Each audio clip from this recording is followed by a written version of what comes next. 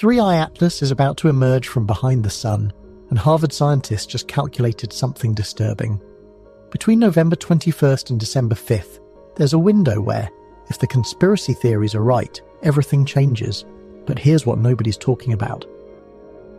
While everyone's focused on 3I Atlas, scientists just reversed aging in mouse brains with a 30% lifespan extension. France held fusion plasma at star temperatures for 22 minutes. NASA confirmed planet number 6000. And the Pentagon documented 66 UFO sightings in New York alone this year that they can't explain. Tonight, for the first time on this channel, we're covering all of it. 10 breaking science stories that could reshape our future, not just the cosmic visitor everyone's watching. This is your complete October 2025 Science News Roundup. Before we dive into what's really happening with 3I Atlas and these other world-changing discoveries, if you're enjoying this new format where we cover multiple groundbreaking stories instead of just one deep dive, please hit that like button and subscribe, and tell me in the comments where you are listening from, what time it is there, and whether you prefer these roundup episodes or our usual single topic format. And if you want to help our community grow, share this on X, Facebook, Reddit, or your messenger. Thank you for always having our back. Chapter 1. The Cosmic Visitor Conspiracy. Picture this for a moment. It's October 10th, 2025, and somewhere between Mars and Earth, a massive object races through our solar system at speeds that shouldn't be possible for something its size. 3I Atlas, officially designated as the third interstellar object ever detected entering our cosmic neighborhood, has become the center of a controversy that splits the scientific community right down the middle. While NASA insists it's just a comet, a growing chorus of researchers, led by Harvard astrophysicist Avi Loeb, suggests we might be witnessing something far more extraordinary. The story begins on July 1st, 2025, when the Asteroid Terrestrial Impact Last Alert System telescope in Chile detected something unusual.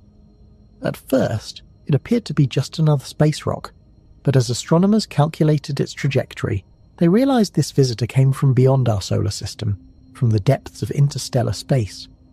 What makes 3I Atlas particularly intriguing isn't just its origin, it's the improbable series of coincidences surrounding its path through our solar system. According to calculations published by Loeb's team at Harvard, the probability of 3I Atlas naturally aligning with the orbital planes of Venus, Mars and Jupiter is approximately 0.2%. Think about that for a moment. Out of all the possible trajectories an interstellar object could take through our solar system, this one chose a path that brings it remarkably close to our major planets. It's like throwing a dart blindfolded from another city and hitting not just the bullseye, but doing so while the dartboard is spinning. The plot thickens when you examine the timing. Loeb warns that as 3I Atlas moves behind the sun in late October, it enters what he calls a strategic blind spot. For several crucial weeks, our ability to observe the object will be severely limited. If, and this is where the speculation reaches fever pitch, if 3I Atlas was some form of alien technology, this would be the perfect moment to deploy probes or conduct operations without Earth-based detection.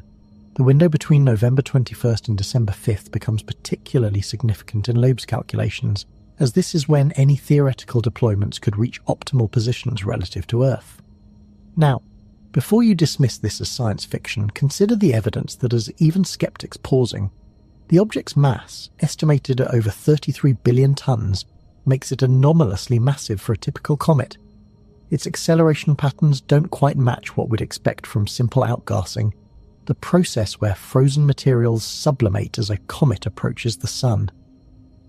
Most puzzling of all, when the Hubble Space Telescope captured images of 3I Atlas, it revealed something unexpected, a teardrop-shaped cloud of dust that appeared to be leading the object rather than trailing behind it, like a traditional comet tail.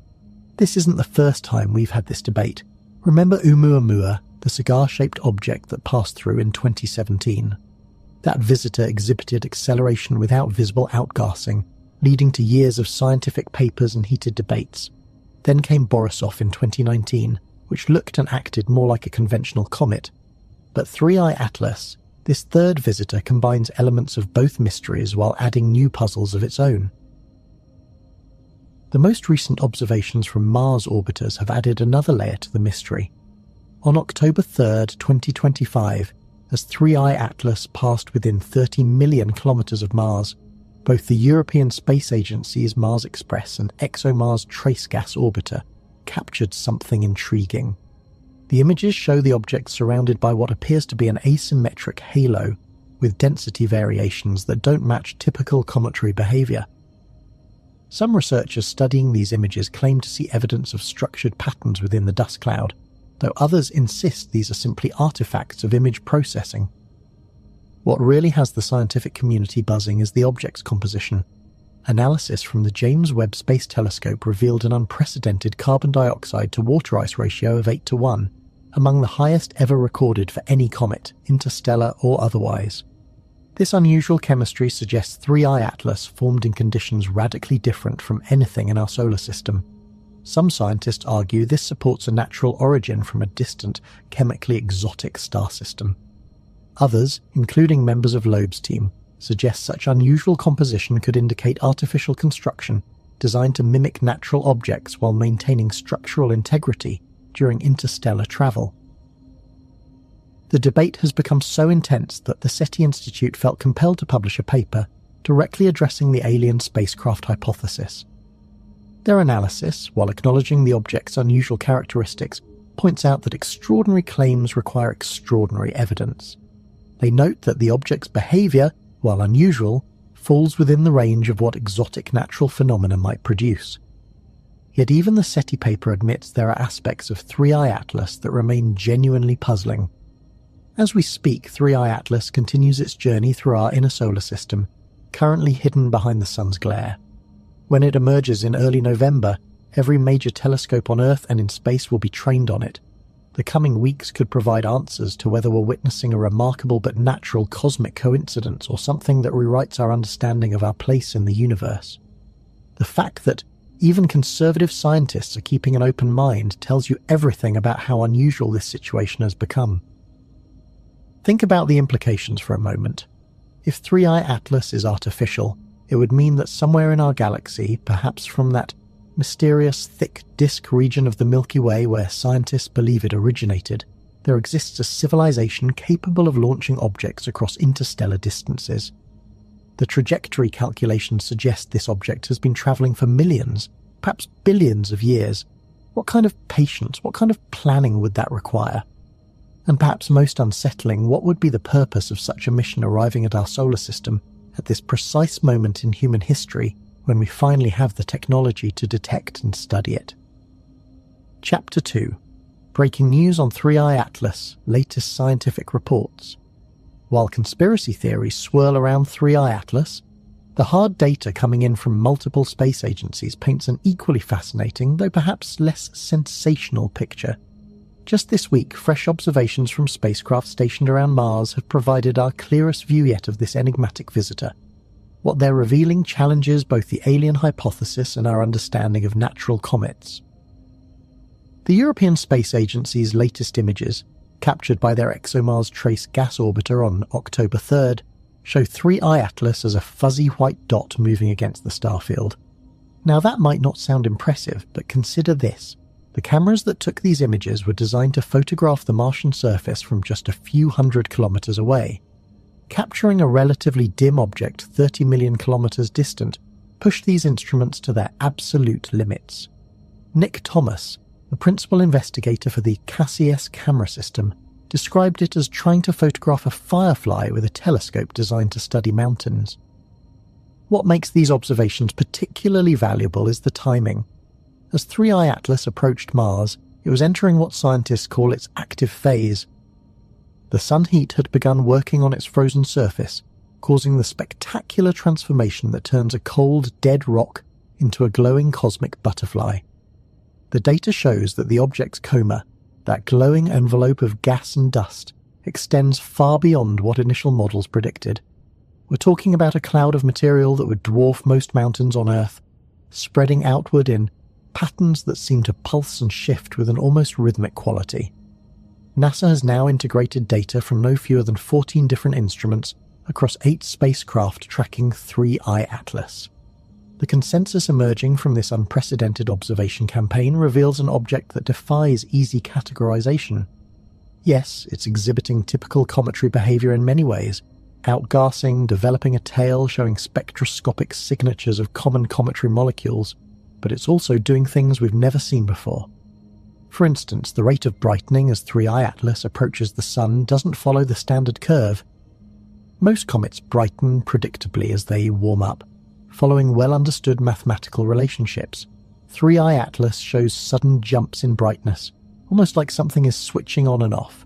Skeptics of the alien hypothesis point out that this could be explained by uneven surface composition, pockets of highly volatile materials that sublimate suddenly when exposed to sunlight. But even they admit they've never seen patterns quite like this. The chemical analysis has become even more intriguing with new data. Beyond that remarkable 8:1 carbon dioxide to water ratio, spectrometers have detected traces of complex organic molecules that shouldn't survive in interstellar space for the millions of years this object has supposedly been travelling. These molecules, similar to those found in the most primitive meteorites in our solar system, suggest 3I Atlas might be older than our Sun itself. We're potentially looking at a time capsule from the early days of our galaxy, preserved in the deep freeze of interstellar space. Recent radar observations from the Arecibo Observatory, before its unfortunate collapse, managed to bounce signals off 3I Atlas when it was still in the outer solar system. The return signals suggest a nucleus, the solid core beneath all that gas and dust, that's surprisingly large and surprisingly smooth. Most comet nuclei are irregular potato-shaped objects. 3I Atlas appears almost spherical, with a reflectivity pattern that some researchers describe as too perfect to be natural. Of course, others argue that we simply haven't seen enough interstellar comets to know what natural looks like for these objects.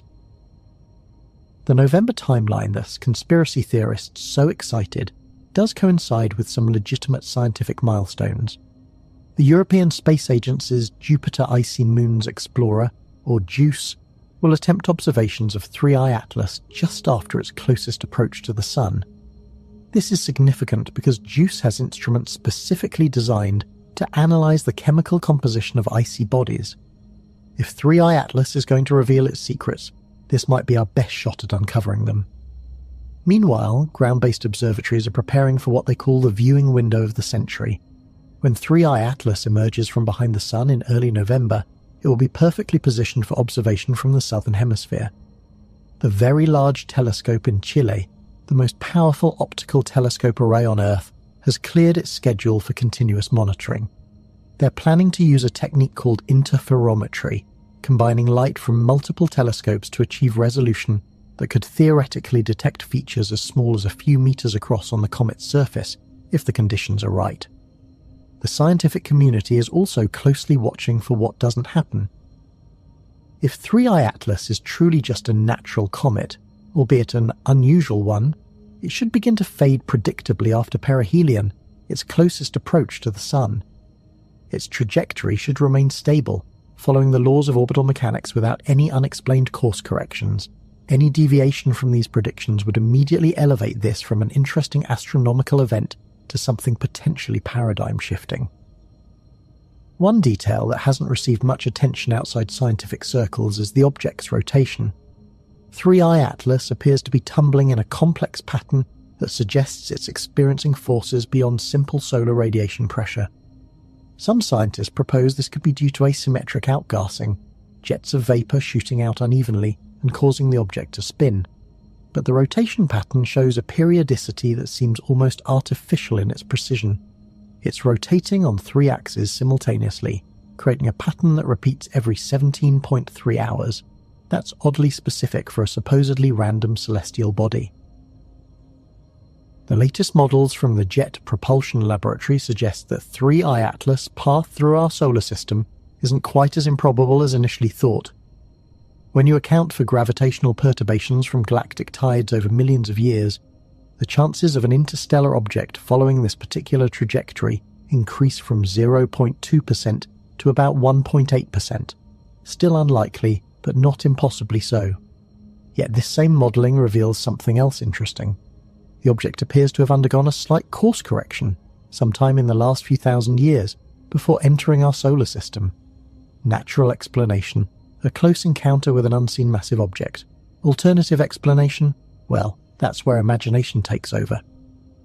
What keeps even skeptical scientists intrigued is the sheer number of anomalies. Any single oddity could be explained away, but 3i Atlas presents a constellation of mysteries.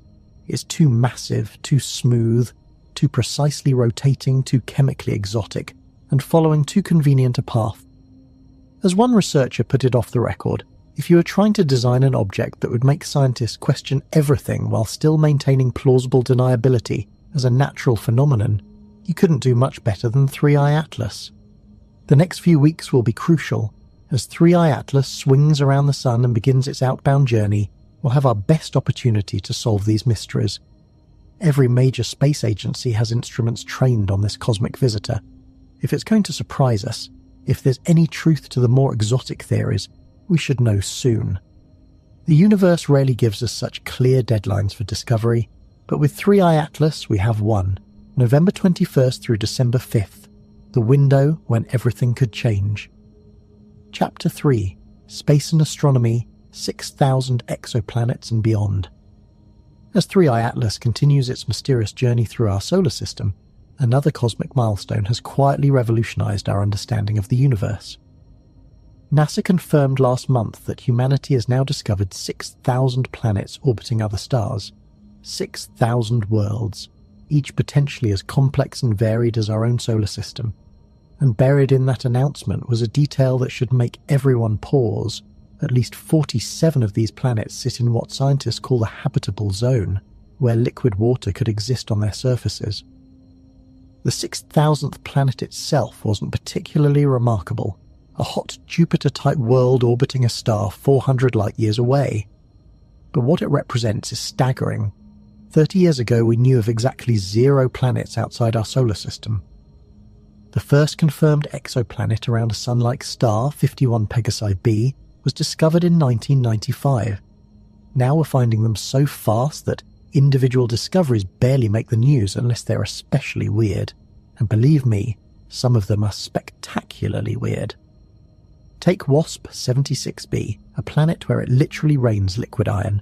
The day side of this tidally locked world reaches temperatures of 4,300 degrees Fahrenheit, hot enough to vaporize metal. The iron vapor gets carried by 1,000-mile-per-hour winds to the cooler night side, where it condenses and falls as metallic rain. Or consider Towai 5205b, discovered just this year, a planet covered in oceans of lava with clouds that might be made of vaporized rock. These aren't science fiction concepts anymore, they're real places that exist right now, orbiting distant stars in our galaxy. But the truly exciting developments are happening with the smaller, rockier planets, the ones that might actually harbour life. The TESS mission, the Transiting Exoplanet Survey Satellite, has been particularly successful at finding these Earth-sized worlds.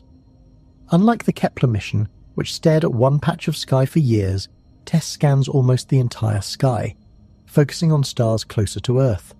This means the planets it discovers are much easier to study with follow-up observations.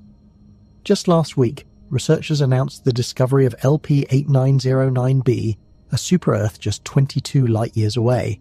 What's remarkable about this planet isn't just its size, roughly 1.5 times Earth's radius, but the fact that it's orbiting in the habitable zone of a red dwarf star. Red dwarfs make up 75% of all stars in our galaxy, so if planets around these stars can support life, the universe might be teeming with it. The James Webb Space Telescope has already begun analysing this planet's atmosphere, looking for biosignatures, the chemical fingerprints of life. Speaking of Webb, the Space Telescope has completely transformed our ability to study exoplanet atmospheres. It's detecting molecules we never thought we'd be able to see from Earth. Water vapour, methane, carbon dioxide, even clouds and hazes. On K218b, a planet 8.6 times the mass of Earth, Webb detected something extraordinary, dimethyl sulfide, a molecule that on Earth is only produced by living organisms, specifically marine phytoplankton. Now, before you get too excited, there might be non-biological ways to produce this molecule that we don't know about yet, but it's exactly the kind of discovery that makes scientists' hearts race. The variety of planetary systems we're discovering is forcing us to completely rewrite our theories of planet formation. We've found hot Jupiters, massive gas giants orbiting closer to their stars than Mercury is to our Sun. We've found super-Earths and mini-Neptunes, entire categories of planets that don't exist in our solar system. We've found planets orbiting binary stars, like the fictional Tatooine from Star Wars. We've even found rogue planets, worlds that don't orbit any star at all but drift alone through the darkness of interstellar space. One of the most intriguing recent discoveries is the TRAPPIST-1 system, where 7 Earth-sized planets orbit a single star just 39 light-years away. 3 of these planets are in the habitable zone, and they orbit so close together that if you stood on one, the others would appear larger in the sky than our moon. The entire system would fit inside the orbit of Mercury, yet it might contain 3 potentially habitable worlds. Imagine the implications if life evolved on multiple planets in the same system. Would they develop independently, or would meteorite impacts spread life between them in a process called panspermia? The search isn't just about finding any planets anymore, it's about finding the right planets. The Nancy Grace Roman Space Telescope, scheduled to launch in 2027, will conduct a census of exoplanets using a technique called gravitational microlensing. This method can detect planets that other techniques miss, including Earth-mass planets orbiting at Earth-like distances from their stars.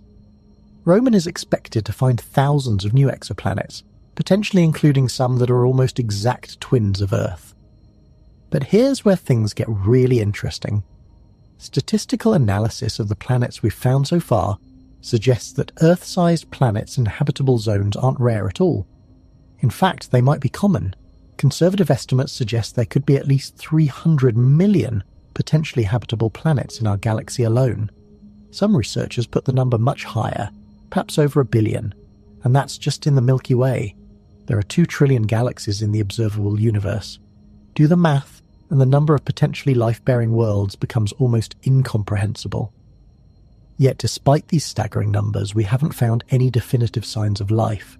This is the heart of the Fermi paradox. If life is common, where is everybody? Some scientists argue we're looking in the wrong places or with the wrong methods. Others suggest life might be common, but intelligent life might be vanishingly rare. Or perhaps, and this brings us back to 3i Atlas, perhaps they're already here, and we're just beginning to recognize the signs. The timing of these discoveries feels significant. Just as we're developing the technology to detect and study other worlds, just as we're realizing how common potentially habitable planets are, we receive our 3rd interstellar visitor in just 8 years. Is this coincidence, or is there something about reaching this level of technological sophistication that attracts attention? Some researchers have suggested that our radio emissions, which have been leaking into space for over a century, might act as a beacon. Earth would appear as an unusually radio-bright planet to any civilization with sufficiently advanced detection equipment. The next decade promises even more revolutionary discoveries. The Habitable Worlds Observatory, still in early planning stages, would be specifically designed to image Earth like exoplanets directly and analyze their atmospheres for signs of life. The European Extremely Large Telescope, currently under construction in Chile, will have the resolution to potentially see continents on nearby exoplanets. We might actually be able to map alien worlds, to see their oceans and land masses, maybe even detect the lights of alien cities if they exist. Think about that possibility for a moment. Within your lifetime, we might not just know that life exists elsewhere, we might be able to see it, to watch alien weather patterns, to observe seasonal changes on distant worlds. The 6,000 planets we've discovered so far are just the beginning. Conservative estimates suggest our galaxy contains at least 100 billion planets.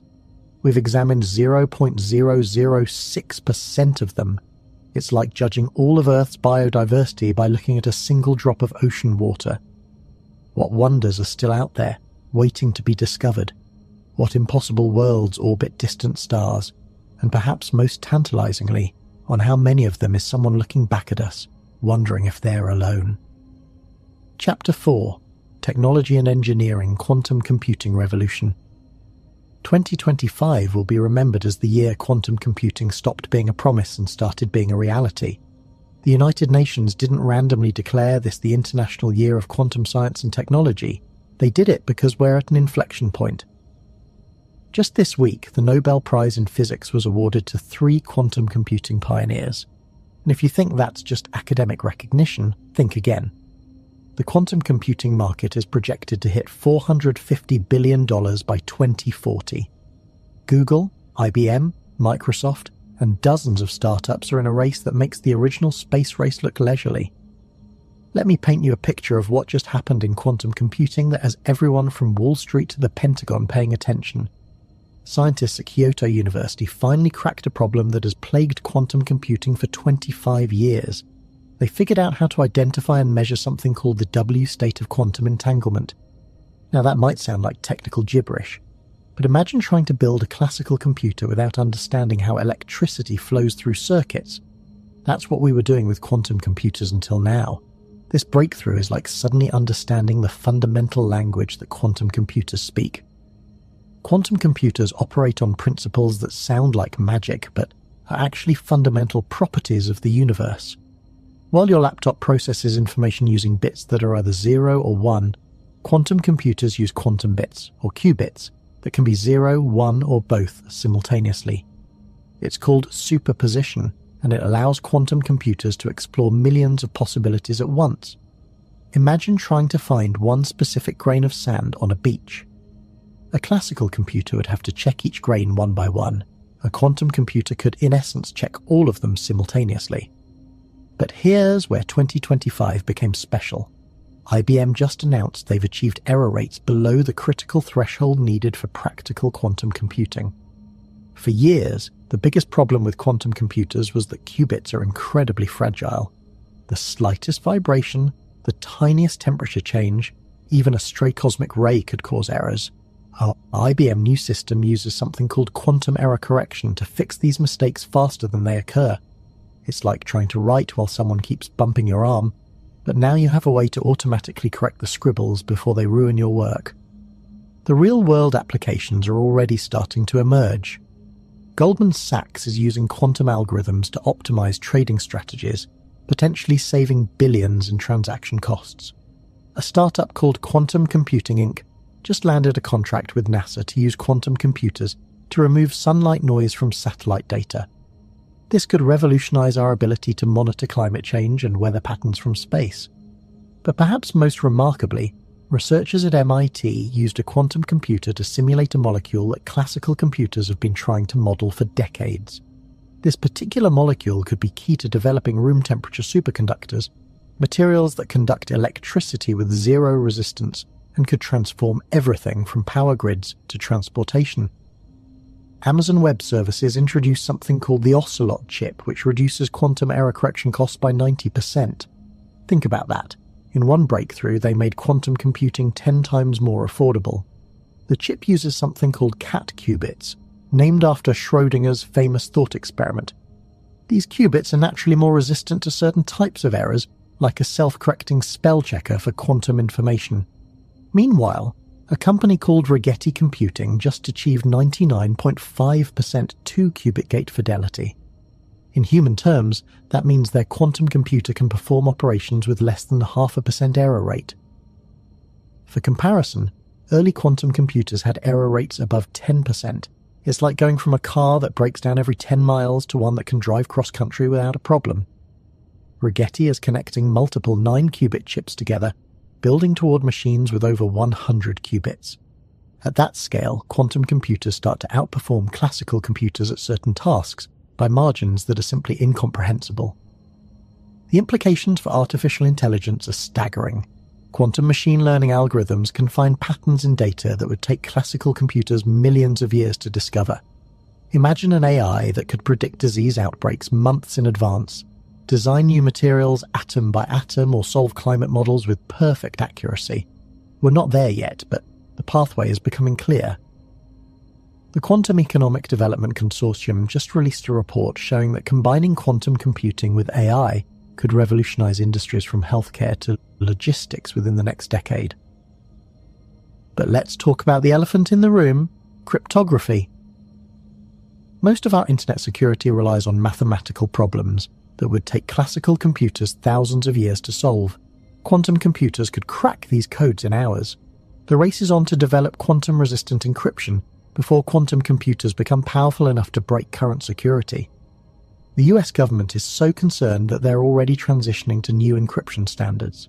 Your bank, your email, your medical records, everything protected by current encryption could potentially be vulnerable to a sufficiently powerful quantum computer. This is where things get interesting from a geopolitical perspective. China has invested $15 billion in quantum computing research. They claim to have achieved quantum supremacy with their Zhuchongzai processor, which supposedly performed a calculation in minutes that would take classical computers billions of years. The United States responded by passing legislation to accelerate quantum research and prevent quantum technology from being exported to rival nations. We're essentially in a quantum arms race, and the winner could have an overwhelming technological advantage. Private companies are pushing boundaries in unexpected ways. A startup called PsiQuantum is building a quantum computer using photons, particles of light, instead of traditional qubits. Their approach could solve one of quantum computing's biggest challenges, the need for near absolute zero temperatures. Photons naturally resist decoherence, the process that destroys quantum information, and they can operate at room temperature. If successful, this could make quantum computers as common as regular computers within a decade. The timeline for practical quantum computing keeps accelerating. In 2015, experts predicted it would take 50 years to achieve useful quantum computers. By 2020, that estimate had dropped to 20 years. Now, in 2025, companies are promising commercial quantum advantage within 5 years. IBM roadmap shows systems with over 4,000 qubits by 2027. At that scale, quantum computers could revolutionize drug discovery, finding new medicines in months instead of decades. Consider what this means for longevity research, which we'll discuss more later. Quantum computers could simulate the aging process at the molecular level, identifying exactly why cells deteriorate and how to prevent it. They could design proteins that repair DNA damage or predict how different genetic modifications would affect lifespan. The intersection of quantum computing and biotechnology might be where we finally crack the code of aging itself. The most profound implication might be for our understanding of reality itself. Quantum computers work because quantum mechanics is real, not just a mathematical abstraction. Every successful quantum computation is proof that particles really can be in multiple states simultaneously, that entanglement really does allow instant correlation across any distance, that the universe operates on principles that defy our everyday intuition. As we build more powerful quantum computers, we're not just creating tools, we're exploring the fundamental nature of existence. Here's something that keeps physicists up at night. If quantum computers can simulate any physical system, and if the universe itself operates on quantum principles, then sufficiently powerful quantum computers could simulate entire universes. We could be approaching the technological capability to create simulated realities indistinguishable from our own. And if that's possible, how do we know we're not already living in one? The quantum revolution isn't just about faster computers, it's about questions that challenge our understanding of what it means to exist. Chapter 5: Physics and Energy, Fusion Breakthrough Year. Something extraordinary happened in a French laboratory this February that barely made headlines outside the scientific community. The West Tokamak reactor maintained a plasma at 50 million degrees Celsius for 1,337 seconds, 22 minutes and 17 seconds of sustained fusion conditions. To put that in perspective, the core of our sun is only 15 million degrees. We created conditions 3 times hotter than the center of a star and kept them stable for nearly half an hour. If that doesn't give you goosebumps, you might not fully grasp what just happened. We're not talking about some far-off dream anymore. Private fusion companies are literally betting billions that they'll achieve commercial fusion within this decade. Commonwealth Fusion Systems has raised over $2 billion and plans to put power on the grid by the early 2030s. They're so confident that they've already signed an agreement with Dominion Energy to build a prototype power plant in Virginia. This isn't venture capital speculation. This is a major utility company preparing for fusion power. The secret sauce that changed everything is something called high-temperature superconducting magnets. These magnets can create fields so powerful they could lift a car from across a parking lot, yet they're made from a ceramic material spray-coated onto steel tape. Commonwealth Fusion Systems figured out how to wind this tape into coils that can contain 100 million degree plasma, something that seemed impossible just 5 years ago. Their spark reactor, currently under construction, will be the first fusion device designed from the ground up to produce net energy. But let me tell you about the real game changer that happened this year. Scientists at the University of Texas finally cracked a 70-year-old puzzle about particle confinement in fusion reactors. They discovered a way to predict and prevent particle leakage using symmetry theory instead of brute force calculations. It's like finding a secret passage through a maze you've been trying to solve for decades. This breakthrough makes designing fusion reactors 10 times faster and could shave years off development timelines. The competition is fierce and global. In Germany, the Wendelstein 7X Stellarator just proved it can match the performance of much larger tokamak reactors. A stellarator is like a tokamak twisted into a pretzel, and while they're harder to build, they can run continuously instead of in pulses. The German team achieved something called the triple product, a measure of temperature, density and confinement time that puts them on par with the best tokamaks in the world. They did it with a reactor that looks more like modern art than a machine. Meanwhile, at Lawrence Livermore National Laboratory, the National Ignition Facility keeps breaking its own records. They use a different approach entirely, firing 192 laser beams at a tiny pellet of fusion fuel. Last December they achieved ignition, producing more energy from fusion than the lasers delivered to the target. They've repeated this feat multiple times now, with one shot producing 3.15 megajoules from just 2.05 megajoules of laser energy. It's like lighting a match and having it turn into a bonfire. But here's where things get really interesting. A company called Helion is taking a completely different approach. Instead of trying to contain super hot plasma in magnetic fields or crush pellets with lasers, they're accelerating two plasma rings at each other at 1,000,000 miles per hour. When they collide, the impact creates fusion conditions for just a fraction of a second, but that's enough. They claim they can harvest the energy directly as electricity, no steam turbines needed. If it works, it could make fusion power plants as simple as solar farms. The implications go far beyond just clean energy.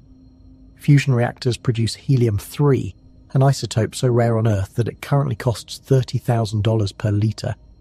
Helium-3 could enable a new generation of quantum computers, medical imaging devices, and even fusion rockets for deep space exploration. One fusion power plant could produce enough helium-3 to supply the entire world's current demand, while generating electricity.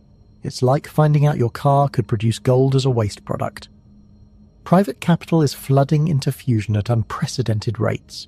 Over $7 billion has been invested in fusion startups, with companies like TIE Technologies, General Fusion, and First Light Fusion all claiming they'll achieve commercial fusion before 2035. These aren't wide-eyed dreamers. These are teams that include former SpaceX engineers, Nobel Prize winners, and veterans from the semiconductor industry. They are applying Silicon Valley iteration speed to a problem that government labs have been working on for 70 years. The race has geopolitical implications that dwarf even quantum computing. China is building a fusion reactor called EAST that recently held plasma for 1,066 seconds. They plan to have a demonstration power plant running by 2035. The European Union is constructing ITER, the largest fusion reactor ever built, though it's been plagued by delays and cost overruns.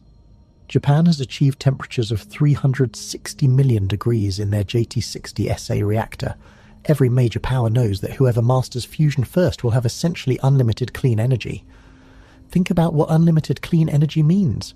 We could desalinate seawater to irrigate deserts. We could pull carbon dioxide directly from the atmosphere and turn it back into fuel. We could power vertical farms that produce food anywhere, regardless of climate.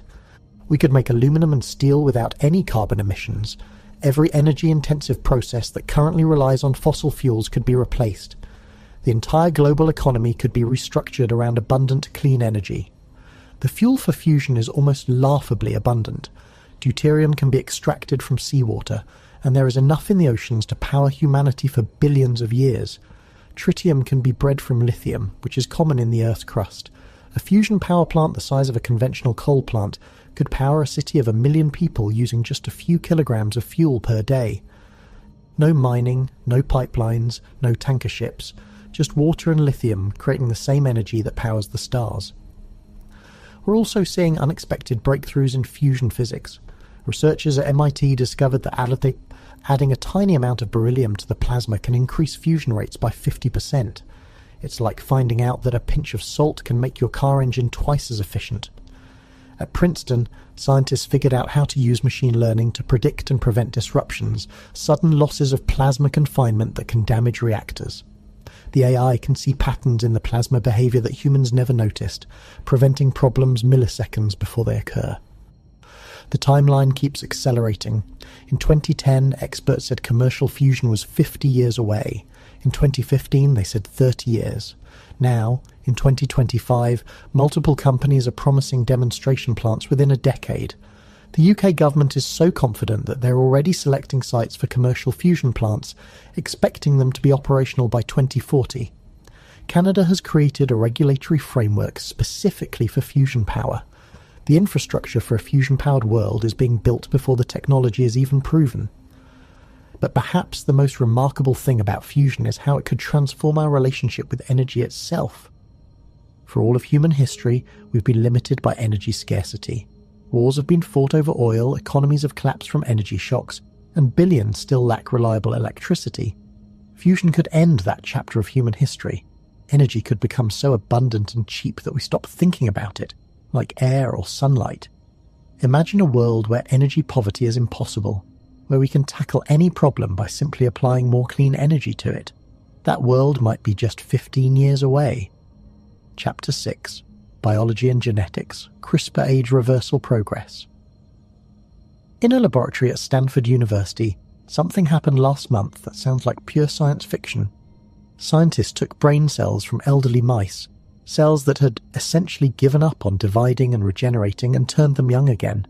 Not just healthier, not just more active, but genuinely young at the molecular level.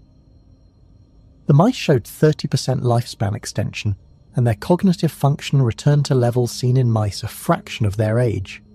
If this works in humans, and early trials suggest it might, we could be looking at adding decades of healthy life to the human lifespan. The tool making this possible is CRISPR-Cas9, a gene editing technology that won the Nobel Prize just a few years ago, but has advanced so rapidly that those early achievements now look primitive. Think of CRISPR as molecular scissors that can cut DNA at precisely the right spot, combined with a GPS system that guides those scissors to exact genetic addresses. But what scientists have done in 2025 goes far beyond simple cutting and pasting. They're using CRISPR to orchestrate a symphony of genetic changes that literally reverses the aging process. The breakthrough came when researchers identified something called the SLC2A4 gene, which controls glucose transport in brain cells. As we age, this gene becomes overactive, flooding our neurons with sugar and essentially caramelizing them from the inside. By using CRISPR to dial down this single gene, scientists restored youthful function to brain cells that were essentially senile. The old neurons started dividing again, forming new connections, creating fresh memories. It's like taking a computer from the 1980s and upgrading it to modern specifications, except we're doing it with living tissue. But the brain rejuvenation is just the beginning. At Harvard Medical School, George Church's lab has identified 25 longevity genes that, when activated properly, can extend lifespan in mice by up to 50%. They're not just making mice live longer, they're making them live better. These genetically modified mice maintain muscle mass, bone density and immune function well into what should be their twilight years. They're essentially aging at half speed, and Church predicts this technology could be ready for human trials within 5 years. The approach they're taking is revolutionary. Instead of trying to fix the thousands of things that go wrong with aging, they're targeting the master switches that control the aging process itself. One of these switches involves something called Yamanaka factors, 4 genes that can reprogram adult cells back to an embryonic state. The trick is to activate these factors just enough to rejuvenate cells without turning them into stem cells or causing cancer. It's like rolling back the odometer on a car without taking it apart. Teams at the Salk Institute demonstrated this partial reprogramming in living animals with stunning results. Mice with progeria, a disease that causes accelerated aging, lived 30% longer when treated with periodic doses of Yamanaka factors. But more importantly, their organs showed genuine signs of rejuvenation.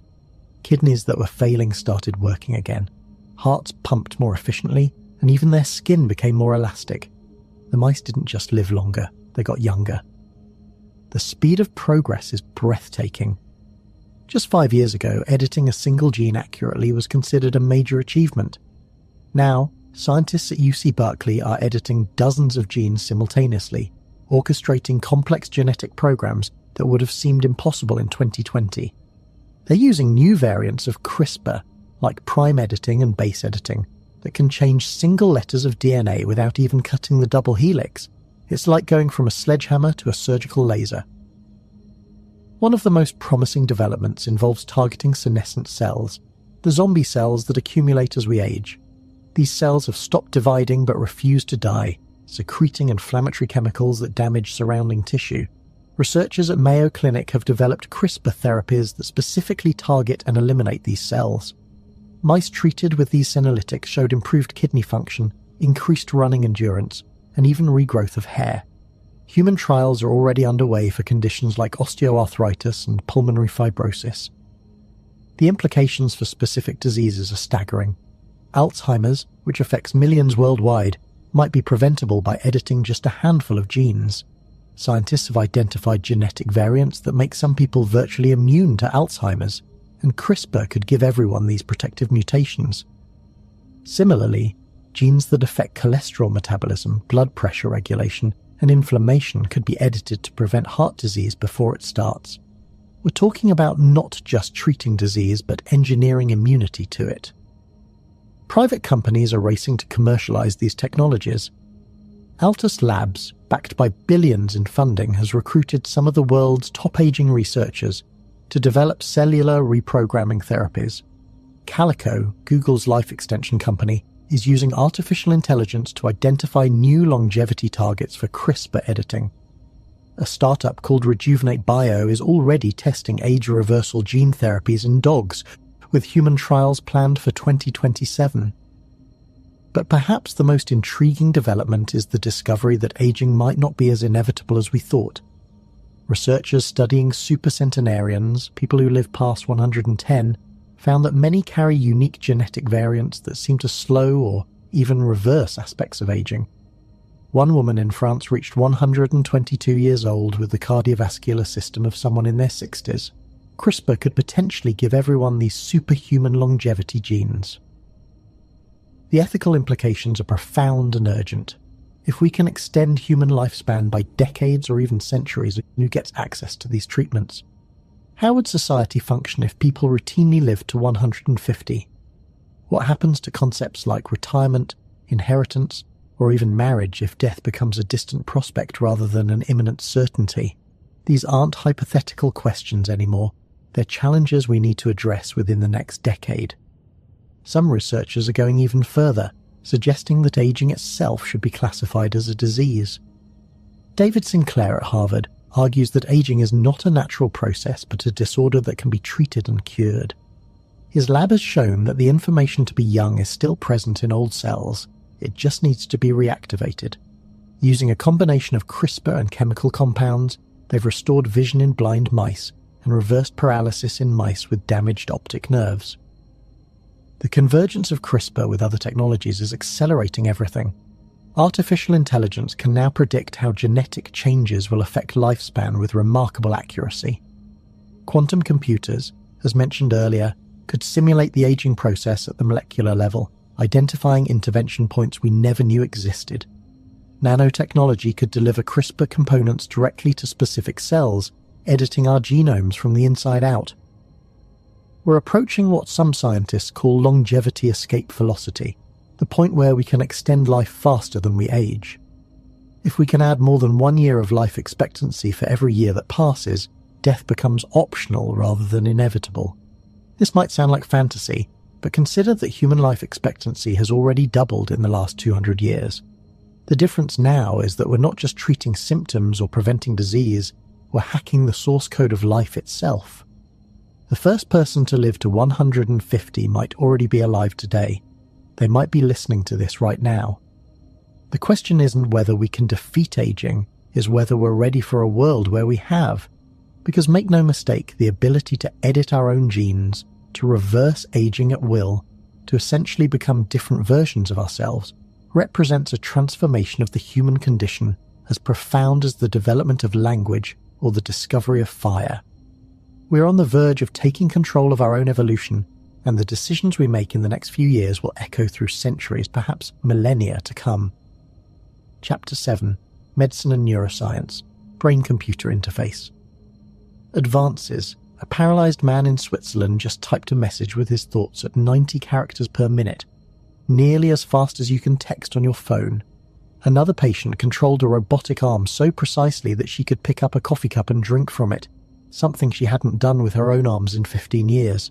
These aren't feel-good stories from the distant future. They're happening right now in 2025, and they're just the beginning of a revolution that will fundamentally alter what it means to be human. Precision Neuroscience, founded by former Neuralink executives, just published results from their first human trials that have the neuroscience community buzzing. Their Layer 7 cortical interface is a film thinner than a human hair that sits on the surface of the brain, reading electrical signals from thousands of neurons simultaneously. Unlike other brain implants that require drilling through the skull, this device can be inserted through a slit smaller than a grain of rice. The entire procedure takes less than 20 minutes, and the implant can be removed just as easily. What makes this breakthrough so remarkable isn't just the technology, it's what the technology revealed about consciousness itself. When researchers analysed the brain signals from these implants, they discovered something that challenges everything we thought we knew about how consciousness works. The brain doesn't generate consciousness like a computer generates calculations. Instead, consciousness appears to emerge from the interaction between the brain and the body, particularly from something called interoception, our awareness of internal bodily signals. Think about this for a moment. Your sense of being you, your very consciousness, might not originate in your brain at all.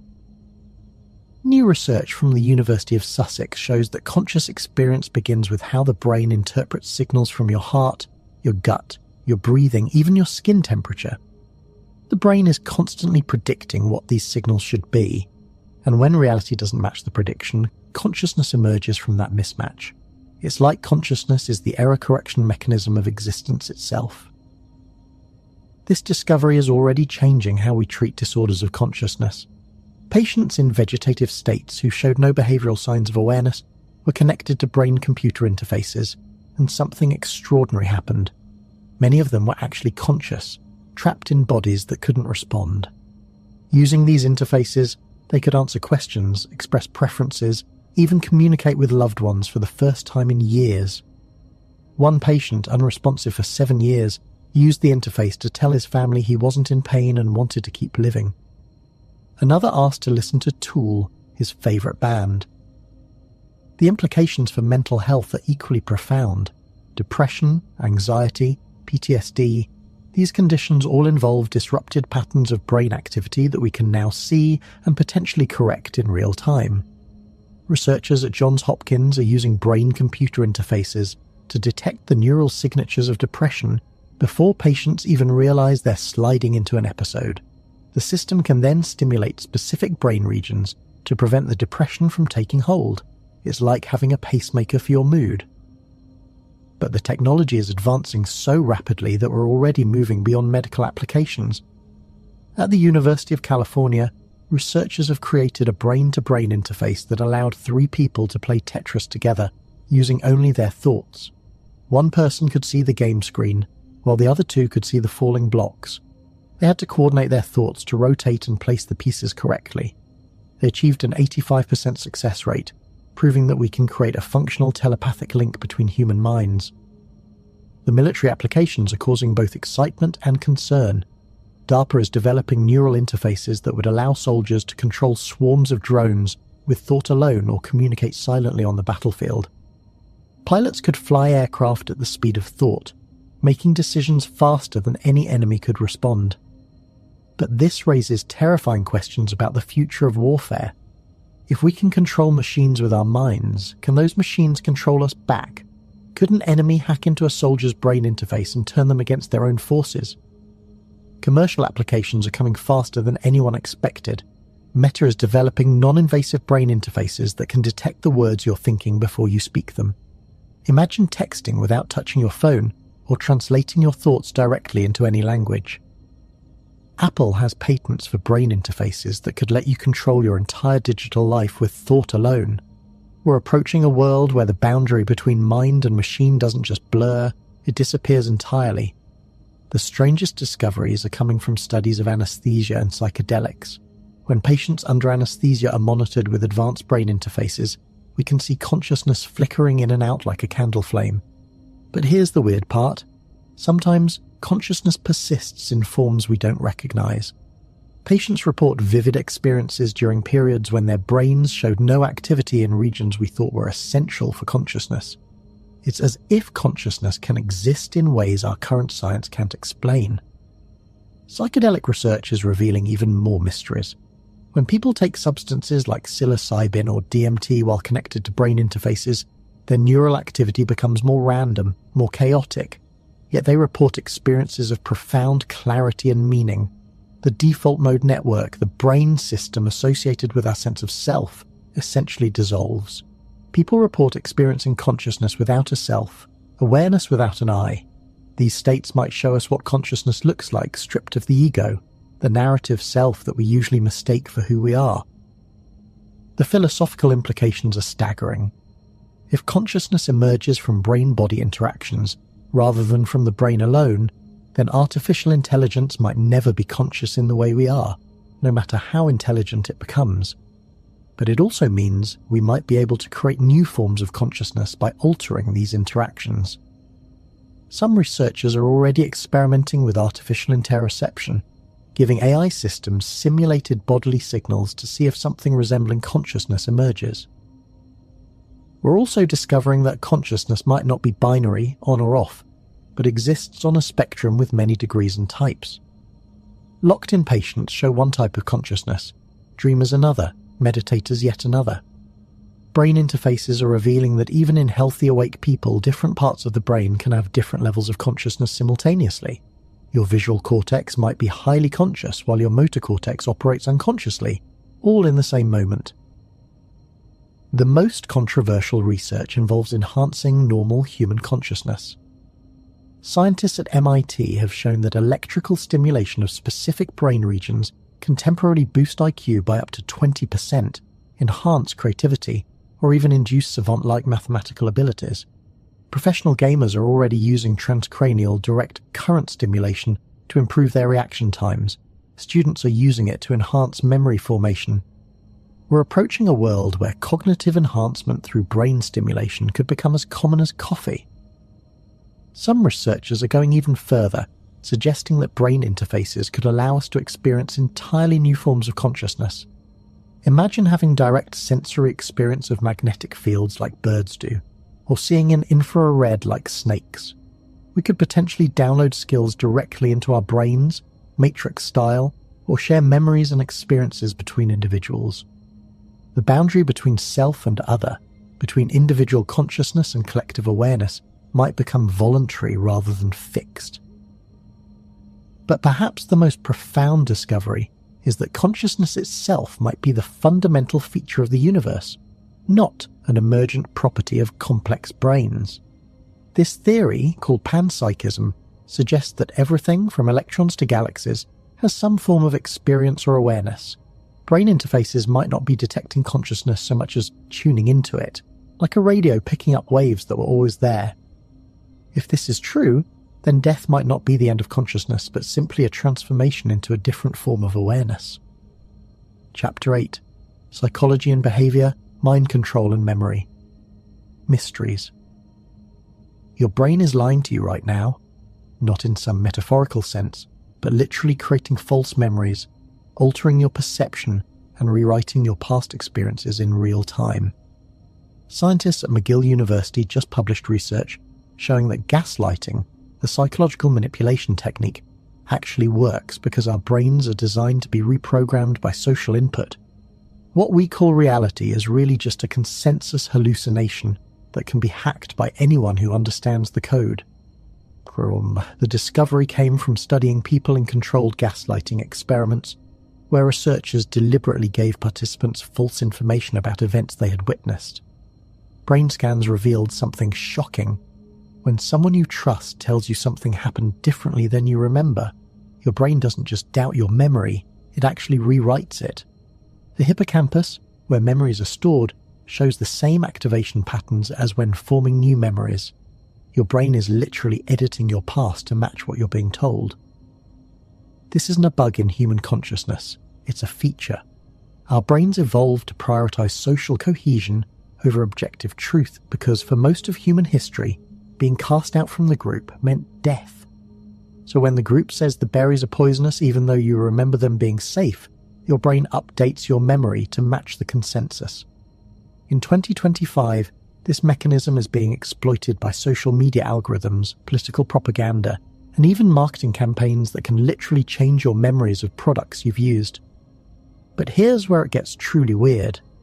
Researchers at UC San Francisco discovered that memories aren't just susceptible to social manipulation. They can be completely fabricated using a technique called optogenetics. By stimulating specific neurons with light, scientists can implant entirely false memories in mice. The mice genuinely remember events that never happened, showing the same fear responses and behavioral patterns as if the events were real. Human trials are obviously off limits for ethical reasons, but the mechanism appears identical in human brains. Even more disturbing, a study released last week showed that high-fat junk food can hijack your memory systems within just 4 days. Scientists fed mice a diet similar to what many Americans eat daily, high in processed fats and sugars, and watched their hippocampal neurons become hyperactive. The mice lost the ability to form new memories properly and showed signs of confusion about recent events. When researchers restored normal glucose levels, the neurons calmed down and memory function returned. Your diet is literally editing your ability to remember reality accurately. The implications for conditions like Alzheimer's are revolutionary. We used to think memory loss in dementia was like files being deleted from a hard drive, but new research suggests the memories are still there, we just can't access them. Scientists at MIT have successfully restored lost memories in mice with Alzheimer's by using light to stimulate specific neural pathways. The memories weren't gone, they were just disconnected. Human trials using focused ultrasound to achieve similar effects are showing promising early results. But memory is just the beginning of the psychological mysteries we're unraveling. Morning sickness, that miserable experience of pregnancy that affects 70% of pregnant women, turns out to be a sophisticated evolutionary defense system. UCLA researchers discovered it's not random nausea, is a precisely calibrated biological program that protects the developing fetus from potentially harmful foods. The timing, intensity, and specific triggers of morning sickness all correspond to critical periods of organ development in the fetus. Women who experience moderate morning sickness actually have lower rates of miscarriage and birth defects. The mechanism is fascinating. When a woman becomes pregnant, her immune system begins identifying foods that could contain pathogens or toxins harmful to the developing baby. It then triggers nausea specifically for those foods, creating an aversion that can last throughout pregnancy. It's so sophisticated that it can distinguish between similar foods based on tiny chemical differences. This is evolution programming behavior through physical discomfort, using the mother's body as a chemical detection system for the baby. Speaking of evolution shaping behavior, researchers have made a shocking discovery about autism. Rather than being a disorder or mistake, autism appears to be linked to rapid evolution of uniquely human brain regions. The same genes that gave humans our distinctive cognitive abilities, our capacity for abstract thought, complex language, and technological innovation, are the ones associated with autism. In essence, autism might be the price we pay for the evolutionary advances that made us human. Studies of autistic individuals show they often have enhanced abilities in pattern recognition, systematic thinking, and attention to detail. These traits would have been incredibly valuable in early human societies for tasks like tracking animals, identifying edible plants, or creating tools. The prevalence of autism has remained stable throughout human history, suggesting it's not a disease to be eliminated but a variation that provides advantages to the species as a whole. Silicon Valley has an unusually high rate of autism, and that's probably not a coincidence. It's where those cognitive differences are most valued.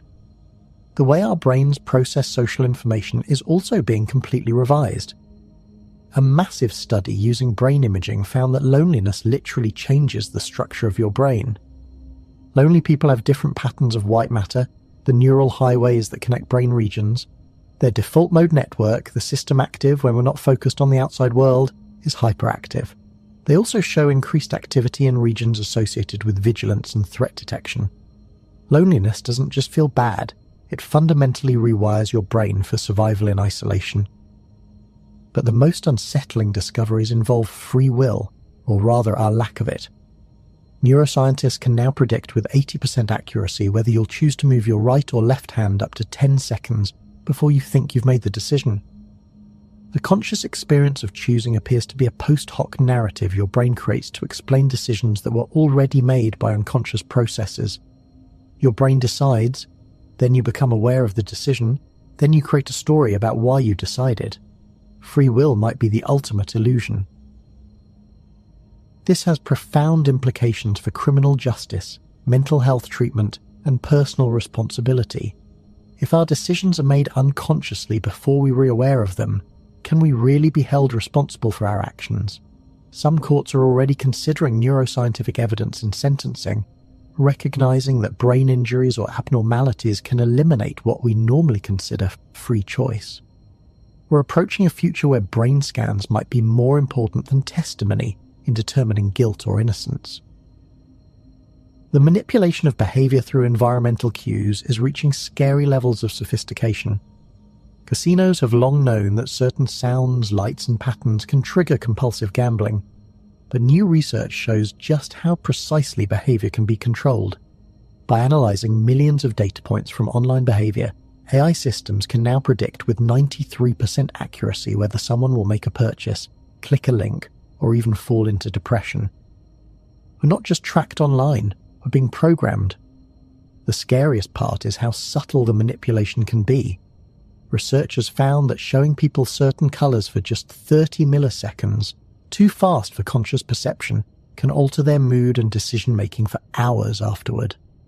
The music playing in stores is carefully selected to alter your walking speed and increase purchase likelihood. Even the temperature and humidity in shopping environments are optimized to put you in a buying mood. Your environment is constantly programming your behavior below the threshold of awareness. But there is hope. Understanding these mechanisms gives us the power to resist them. Meditation has been shown to strengthen the prefrontal cortex, the brain region associated with conscious control and decision-making. People who meditate regularly are less susceptible to manipulation and show greater activation in brain regions associated with free will, if such a thing exists. Knowledge itself becomes a form of protection. Once you know how your brain is being hacked, you can start to build defenses. Chapter 8, Psychology and Behavior, Mind Control and Memory Mysteries. Your brain is lying to you right now. Not in some metaphorical sense, but literally creating false memories, altering your perception, and rewriting your past experiences in real time. Scientists at McGill University just published research showing that gaslighting, the psychological manipulation technique, actually works because our brains are designed to be reprogrammed by social input. What we call reality is really just a consensus hallucination that can be hacked by anyone who understands the code. The discovery came from studying people in controlled gaslighting experiments, where researchers deliberately gave participants false information about events they had witnessed. Brain scans revealed something shocking. When someone you trust tells you something happened differently than you remember, your brain doesn't just doubt your memory, it actually rewrites it. The hippocampus, where memories are stored, shows the same activation patterns as when forming new memories. Your brain is literally editing your past to match what you're being told. This isn't a bug in human consciousness, it's a feature. Our brains evolved to prioritize social cohesion over objective truth because for most of human history, being cast out from the group meant death. So when the group says the berries are poisonous even though you remember them being safe, your brain updates your memory to match the consensus. In 2025, this mechanism is being exploited by social media algorithms, political propaganda, and even marketing campaigns that can literally change your memories of products you've used. But here's where it gets truly weird. Researchers at UC San Francisco discovered that memories aren't just susceptible to social manipulation, they can be completely fabricated using a technique called optogenetics. By stimulating specific neurons with light, scientists can implant entirely false memories in mice. The mice genuinely remember events that never happened, showing the same fear responses and behavioral patterns as if the events were real. Human trials are obviously off limits for ethical reasons, but the mechanism appears identical in human brains. Even more disturbing, a study released last week showed that high-fat junk food can hijack your memory systems within just 4 days. Scientists fed mice a diet similar to what many Americans eat daily, high in processed fats and sugars, and watched their hippocampal neurons become hyperactive. The mice lost the ability to form new memories properly and showed signs of confusion about recent events. When researchers restored normal glucose levels, the neurons calmed down and memory function returned. Your diet is literally editing your ability to remember reality accurately. The implications for conditions like Alzheimer's are revolutionary. We used to think memory loss in dementia was like files being deleted from a hard drive, but new research suggests the memories are still there, we just can't access them. Scientists at MIT have successfully restored lost memories in mice with Alzheimer's by using light to stimulate specific neural pathways. The memories weren't gone, they were just disconnected. Human trials using focused ultrasound to achieve similar effects are showing promising early results. But memory is just the beginning of the psychological mysteries we're unraveling. Morning sickness, that miserable experience of pregnancy that affects 70% of pregnant women, turns out to be a sophisticated evolutionary defense system.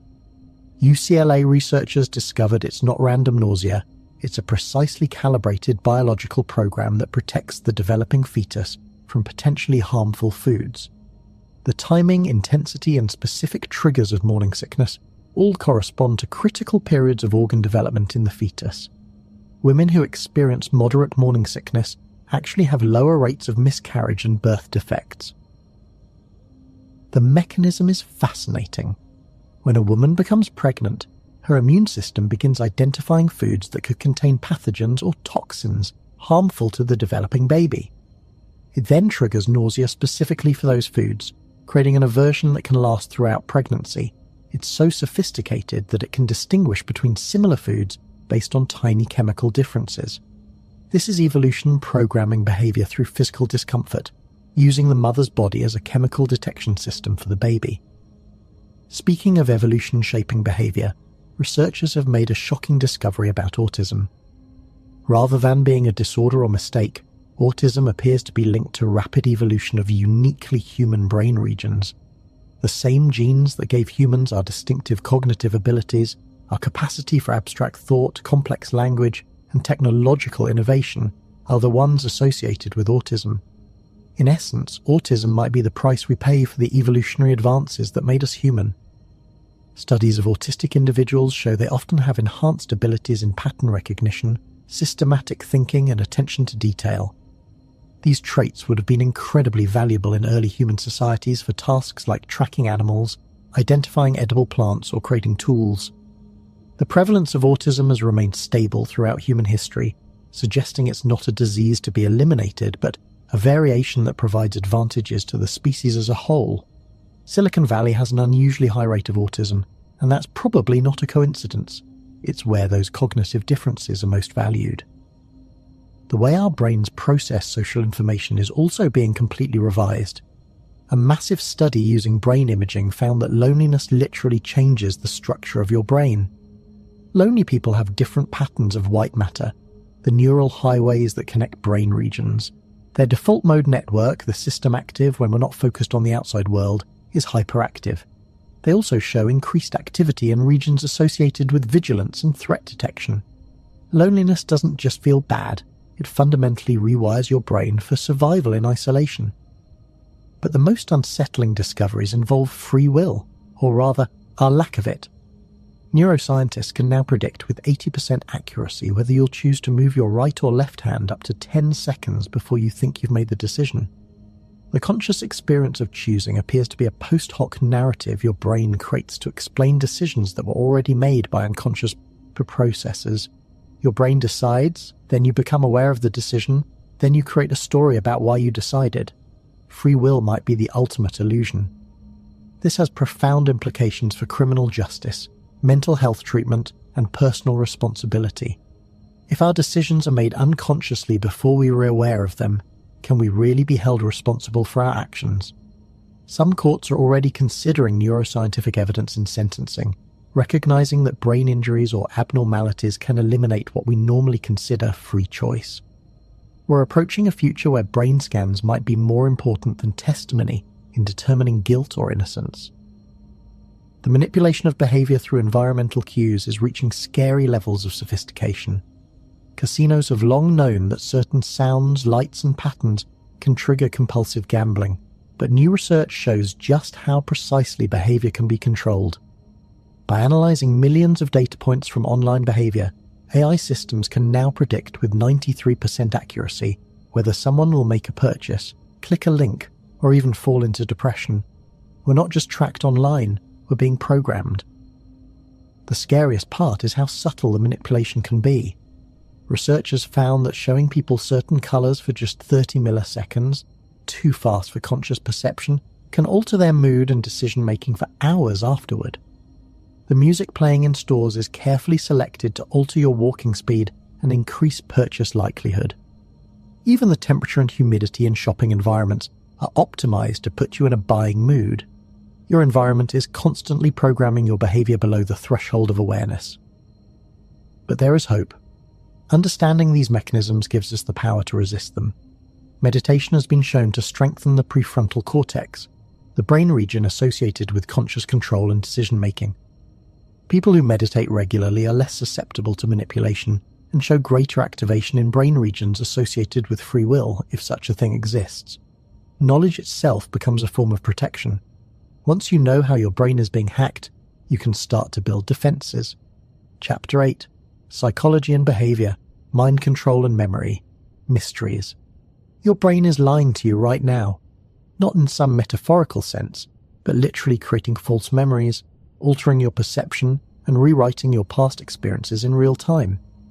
Scientists at McGill University just published research showing that gaslighting, the psychological manipulation technique, actually works because our brains are designed to be reprogrammed by social input. What we call reality is really just a consensus hallucination that can be hacked by anyone who understands the code. The discovery came from studying people in controlled gaslighting experiments, where researchers deliberately gave participants false information about events they had witnessed. Brain scans revealed something shocking. When someone you trust tells you something happened differently than you remember, your brain doesn't just doubt your memory, it actually rewrites it. The hippocampus, where memories are stored, shows the same activation patterns as when forming new memories.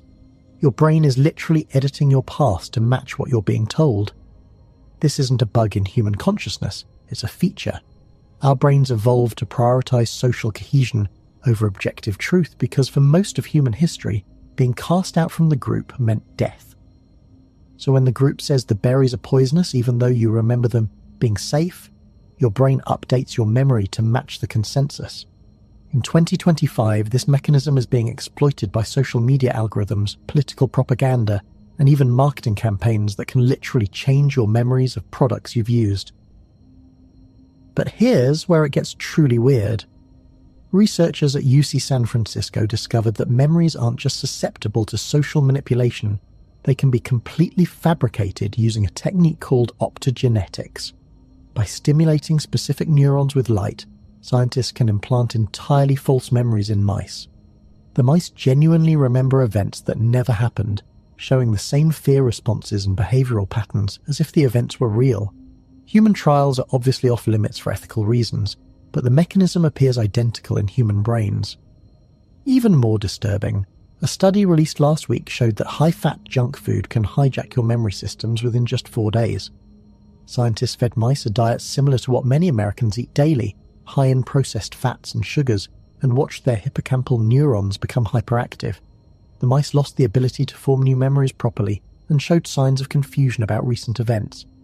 When researchers restored normal glucose levels, the neurons calmed down and memory function returned. Your diet is literally editing your ability to remember reality accurately. The implications for conditions like Alzheimer's are revolutionary. We used to think memory loss in dementia was like files being deleted from a hard drive. but new research suggests the memories are still there, we just can't access them.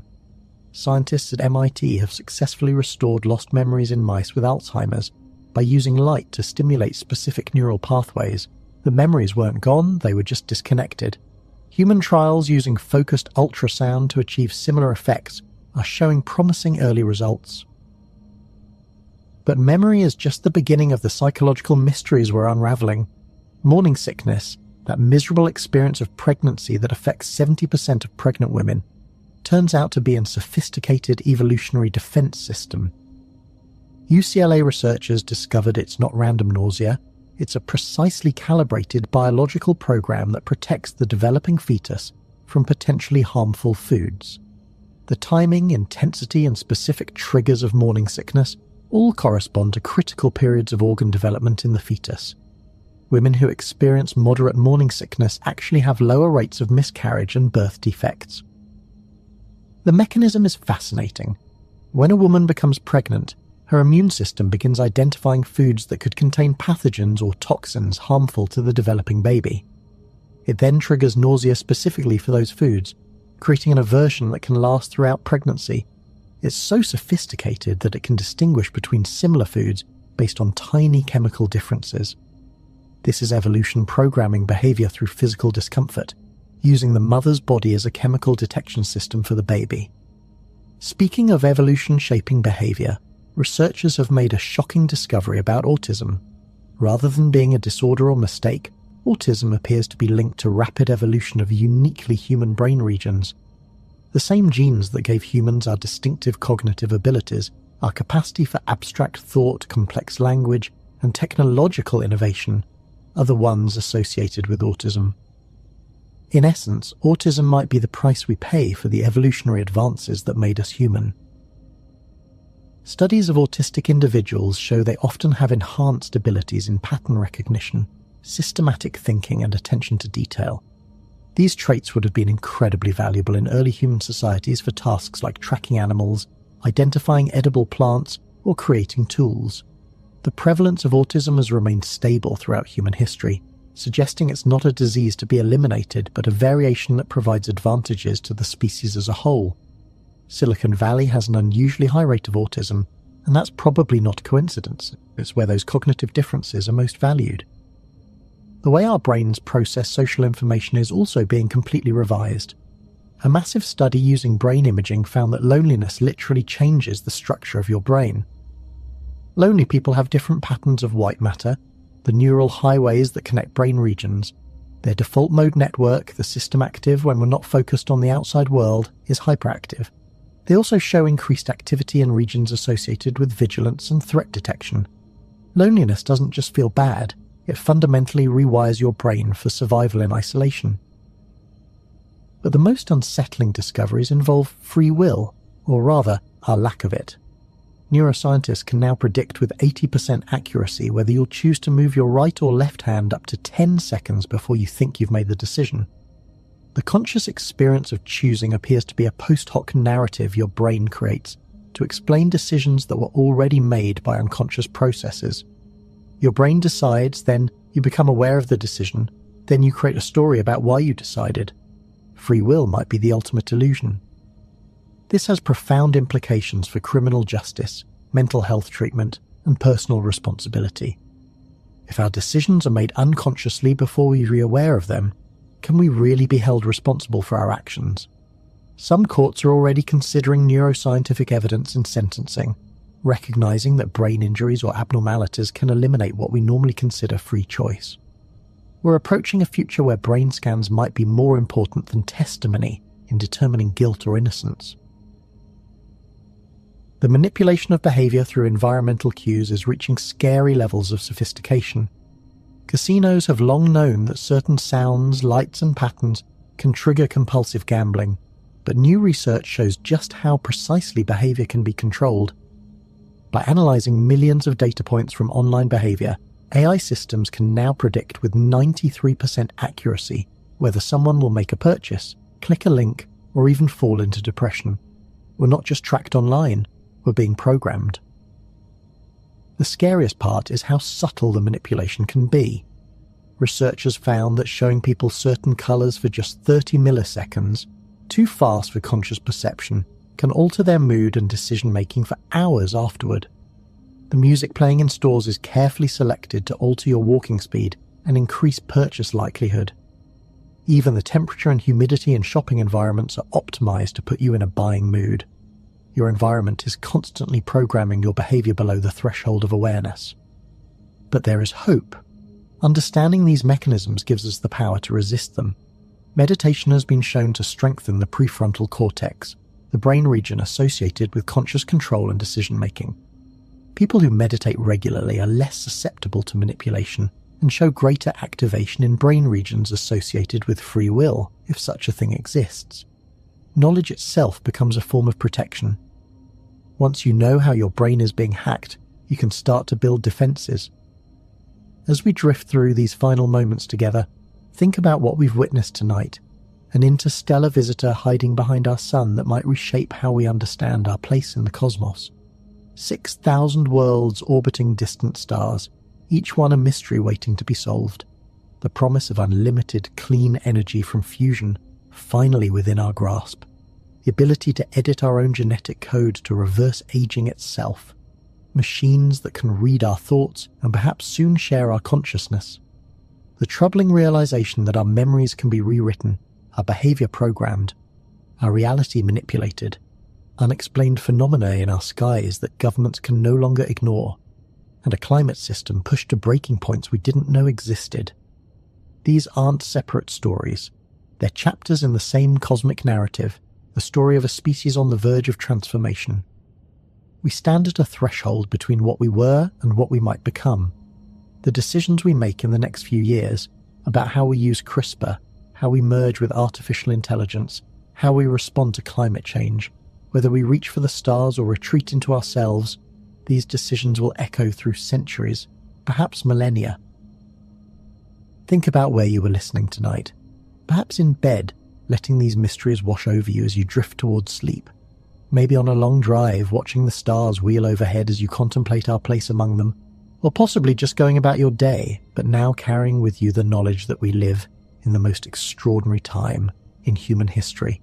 A time when the impossible becomes possible with such regularity that we barely pause to marvel at it.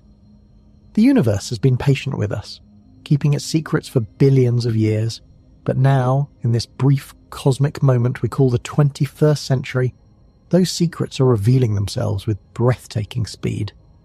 We are the generation that will witness first contact or confirm we're alone, will cure aging or accept mortality, will save our planet or watch it transform into something unrecognizable, will merge with our machines or maintain our biological heritage. These aren't distant possibilities for future generations. These are choices we're making right now. As consciousness itself becomes something we can measure, manipulate, and perhaps create, we face the deepest question of all. What does it mean to be aware in a universe that might itself be aware? Every discovery we've discussed tonight brings us closer to that ultimate mystery. Are we the universe coming to know itself? Are we alone in that knowing? And if we are not, what responsibilities come with that knowledge? Thank you for joining me on this journey through the frontiers of human knowledge. If these discoveries have sparked your curiosity, stirred your imagination, or even unsettled your comfortable assumptions about reality, please consider sharing this with someone who might appreciate wrestling with these profound questions. Hit that like button if you want to see more deep dives into the science that's reshaping our world. And subscribe with notifications on so you don't miss the next revelation, because at the pace things are moving, tomorrow's discovery might make everything we discussed tonight seem quaint. Remember, everything discussed tonight represents our current best understanding based on available evidence and peer-reviewed research. Science is a process of continuous discovery and revision. What seems certain today might be overturned tomorrow by new evidence. That's not a weakness of science, it's its greatest strength. Stay curious, stay skeptical, and never stop questioning.